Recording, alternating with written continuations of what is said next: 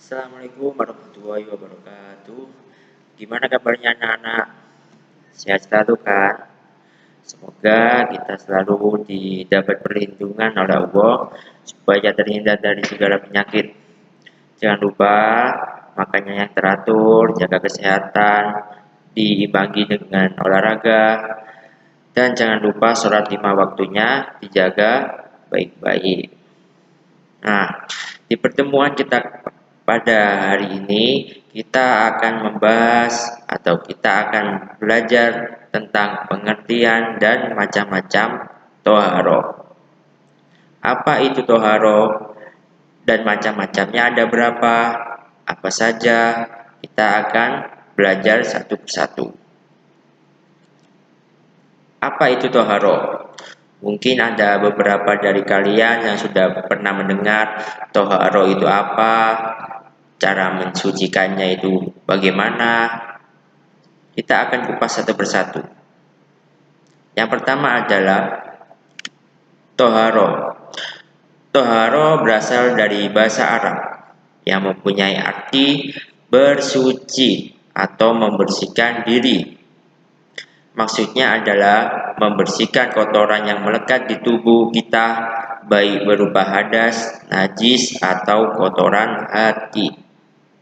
Nah, toharo ini tidak hanya membersihkan tubuh kita ketika kita terkena kotoran atau najis, tetapi toharo juga bisa membersihkan hati kita, jiwa kita, supaya kita lebih mendekat kepada Allah Subhanahu wa Ta'ala, mendapat kasih sayangnya.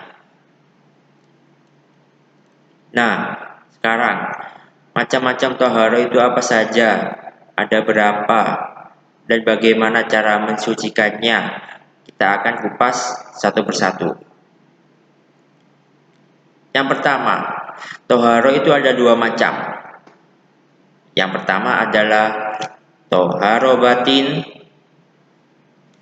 Kemudian yang kedua adalah toharo lahir. Yang pertama toharo batin, yang kedua adalah toharo lahir. Apa itu? Bagaimana cara mensucikannya? Alatnya itu apa saja?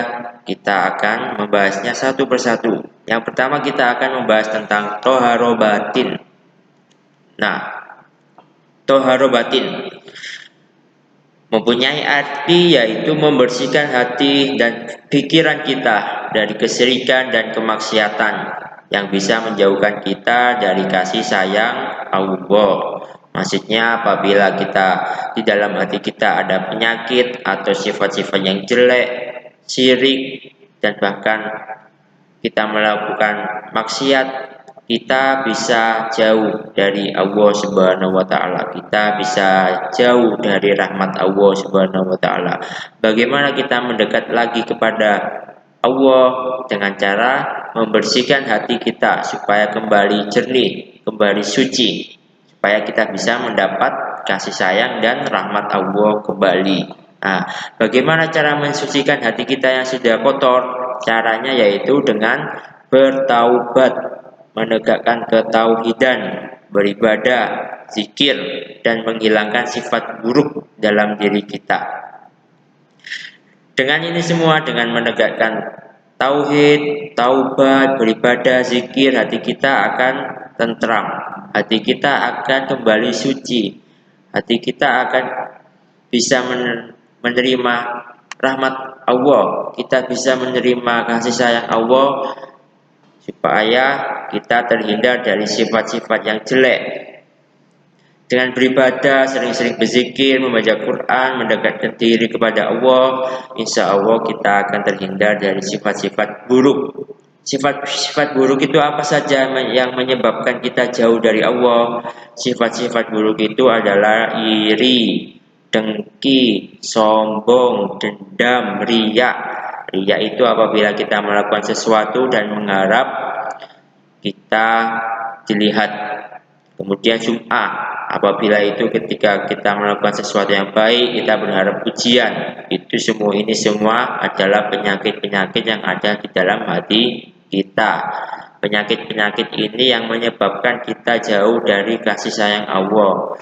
Penyakit-penyakit ini menyebabkan kita jauh dari rahmat Allah. Cara membersihkan penyakit-penyakit ini adalah dengan yang itu tadi, bertaubat, menegakkan ketauhidan, beribadah, zikir, membaca Quran, sholat 5 waktu berjamaah, tepat waktu.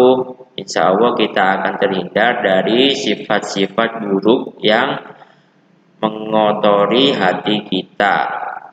Dalilnya adalah surat An-Nisa ayat 48. Inna Allaha la yaghfiru ayyushrika bihi wa yaghfiru ma duna dzalika liman yasha wa may yusyrik billahi faqad iftara isman azima, yang artinya sesungguhnya Allah tidak akan mengampuni dosa syirik atau mempersekutukannya dengan sesuatu apapun, dan akan mengampuni dosa yang lain daripada itu bagi siapa yang dikehendakinya. Siapa yang mempersekutukan Allah atau dengan sesuatu yang lain, maka sesungguhnya dia telah melakukan dosa yang besar. Makanya supaya kita terhindar dari sifat-sifat syirik yang mengotori hati kita, ingat yang tadi, kita harus memperbanyak ibadah, zikir, selalu mendekatkan diri kepada Allah. Itu cara membersihkan toharo batin. Toharo batin tadi adalah membersihkan hati dan pikiran kita dari kesyirikan atau maksiat yang menjauhkan kita dari Allah, kasih sayang Allah, rahmat Allah. Ini toharo batin. Yang kedua adalah toharo lahir. Artinya membersihkan tubuh dari kotoran yang berupa hadas kecil seperti buang angin, buang air kecil, dan buang air besar. Ketika tubuh kita sudah suci, kemudian kita buang angin dan lain-lain, maka kita harus membersihkannya dengan toharoh. Cara membersihkannya adalah yang pertama dengan berwudu. Kalau mau berwudu tetapi tidak menemukan air, bisa yang namanya tayamum, yaitu bersuci dengan menggunakan debu. Yang ketiga adalah mandi. Kemudian yang terakhir adalah istinja, apabila kita buang air kecil atau buang air besar tetapi kita tidak mendapati air, kita bisa menggunakan batu, tisu, supaya kita suci kembali. Nah, alat-alat toharo yang boleh digunakan adalah air, debu, dan tisu, batu, daun. Tetapi tisu, batu, dan daun ini hanya untuk istinja, yaitu ketika kita buang air kecil atau buang air besar, tetapi kita tidak menemukan air, maka kita bisa menggunakan tisu, batu, dan daun. Tetapi alat toharo yang paling utama adalah air.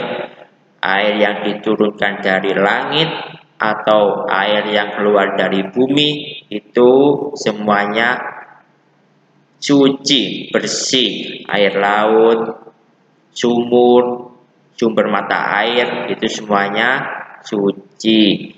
Dalil yang menunjukkan air itu adalah suci adalah di hadis Nabi yang berbunyi innal ma'a tahurun la yunajjishu sayun, yang artinya sesungguhnya air itu adalah suci, tidak ternajiskan oleh apapun. Hadis riwayat Abu Daud, At-Tirmizi, dan An-Nasa'i.